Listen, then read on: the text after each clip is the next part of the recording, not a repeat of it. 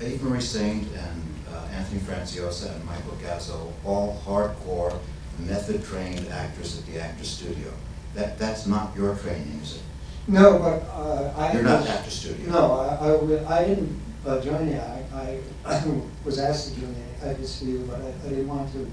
I studied at the American Academy of Dramatic Arts, and it was also with Stanislavski. It was that the whole thing of the method is simply this: is to actually undergo the emotions of the character, not to represent them on the screen, but actually undergo the emotions. That's what makes it so hard to do a film like that, because you're really going through this. The reason I didn't join the Actors Studio is that I felt that I get tired of actors only talking about acting and all the psychology in it. They're all getting, almost everyone is getting psychoanalyzed, and they get so introspective. And I didn't want to do that.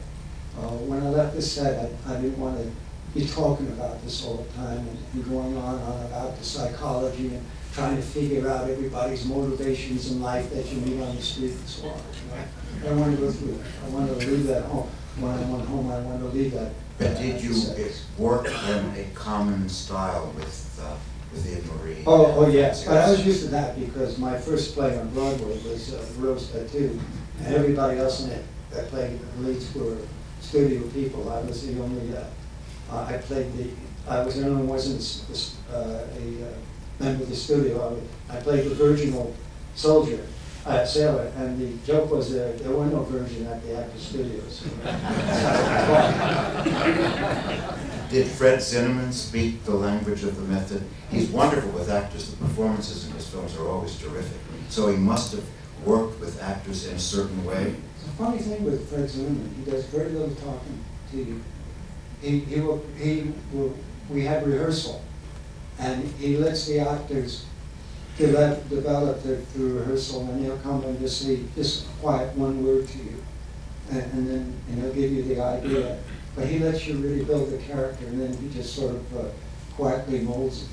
And so he doesn't interfere a lot. No, and he doesn't go to speeches. No, you can feel that style. He's detached. You can feel it in the objective style of the film. He comes from editing. Yeah, he comes from editing. That's where his first thing was editing. Yeah.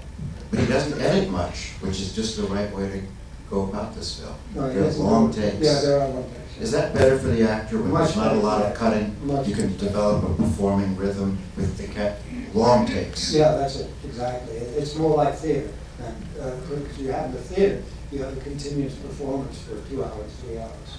And in theater, in the movies, you just, little snippets here and there usually, and that's why I like Actors Like this one bit. So it's working with Marilyn is totally opposite. I mean, she had a very short concentration span, and if she had one line, it might be 3 takes for one line. Well, then we can't have you here and not talk about Bus Stop and Marilyn Monroe. You've been I should never have brought it up. Was it a difficult experience? It was difficult but very exciting, and what made it really thrilling was working with Josh Logan. Josh Logan was such a great director. He's a stage director. Yeah, and he's very different than Zinnemann. I mean, the creation of my playing Bo and Bus Stop, that was more Josh Logan than it was me. I mean, he knew exactly how I should play every scene, and he'd say, play the scene this way. Now, I had suggestions that listened to them, but then he'd make up his mind what he wanted to do, and then I would do it. Because I'll tell you the truth, I had no idea how to play that well a cowboy. I was from New York City, not New York City, out in Long Island, but I was a New Yorker, and I didn't know how to ride a horse. I was the farthest thing from a cowboy you could ever be.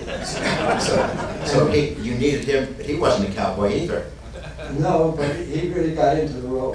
Now, what was the difference, let's say, between working with Eva Marie Saint as opposed to working with Marilyn Monroe? Well, subtext. You could do 10 sentences in one take instead of one sentence with 10 takes. That was the difference. Yeah. Marilyn, as a matter of fact, is interesting. Almost all of us in that cast came from Broadway. Hope Lang was a stage actress, and myself, Betty Field, and Eileen Heckard, and so on.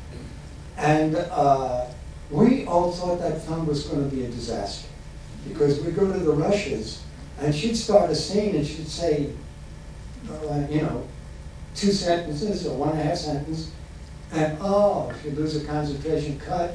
So we saw just little pieces, and we never saw a performance.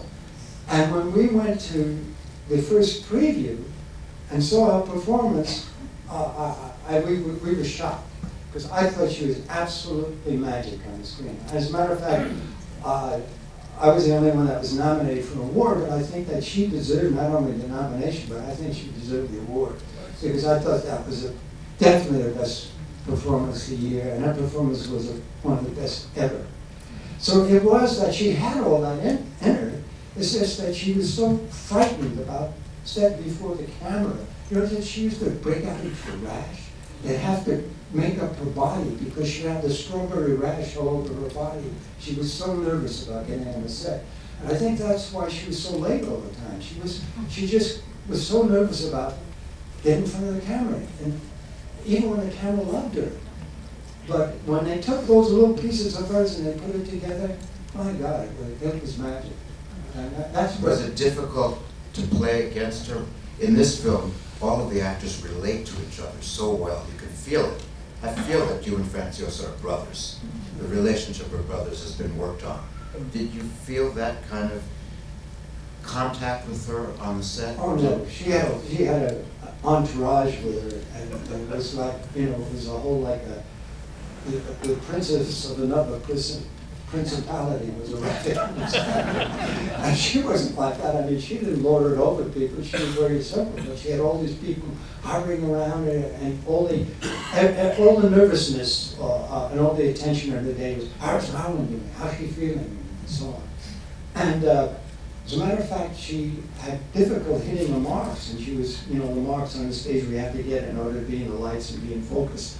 And after a couple of days, Josh Logan said to me, Don, you know, she's using her own emotions for the first time. She had left films for a year and worked at the Actors Studio, and this is a comeback film. And she tends to lose her technique, so she gets off her marks. So I'll tell you when we're shooting up on the waist, and you put your hands on her hips and move her into her marks. Oh, sure, Josh, do my first movie, learn a cowboy accent on in New York. And take this leading lady who's done dozens of things and move her on the mark. Sure, That's the magic of movies. Yeah, that's great. Yeah, that's right. All through the movie, I'm moving her on the mark. When you're acting with her, did she give you what you needed as a fellow player in the scene? Yes, but only in little bits and pieces. And because we were supposed to have a rehearsal period, but it was only 3 days. And she showed up for about 2 hours on the first day, and just to say hello the second day, and not at all the third day. All the other times she was in makeup or wardrobe or publicity or something else. So we had no real rehearsal of the set. And acting with her, it was just in those little bits and pieces. And as a matter of fact, I saw that if she got through a take, that's what they'd print. And everybody on the stage said to me, oh, Don, movies are easy. If you don't get an act and take 1, you could take 2, take 3. Yeah, for her, they'll take 20 takes. But for me, I had to be at my best on every take, because if she went through it and got through it, then that's the one that they would print. It didn't matter. So it's very different back to Hatful of Rain. Oh, yeah. All professionals, no neurotics on the set. Right. Did you do a lot of rehearsing, almost as if it was for a play? Yeah, we did. We had it was actually not as long as a play. Play you have weeks. So we had 10 days of steady rehearsal before we shot anything. And was it all shot in on location in New York? Almost every bit. We had the apartment, the interior apartment, that was on the set. That was a set. Yeah. Was that New York or LA? That was in LA. And was it hard to maintain a continuity? No, because of rehearsal. So you knew where you were going? That sticks in your head, yeah. That was no problem. How many takes would Zinnemann do? No, not very many. Very few, as a matter of fact. Because you had that rehearsal period behind you, and everyone was able to access their emotions pretty quickly, and then he would do that. He had a method that was very interesting. He would see like a takes would build an emotion, and then at one point would drop off, and he'd keep it going and take as many takes until it started to drop off, and as soon as that take got dropped off, he knew that he had it.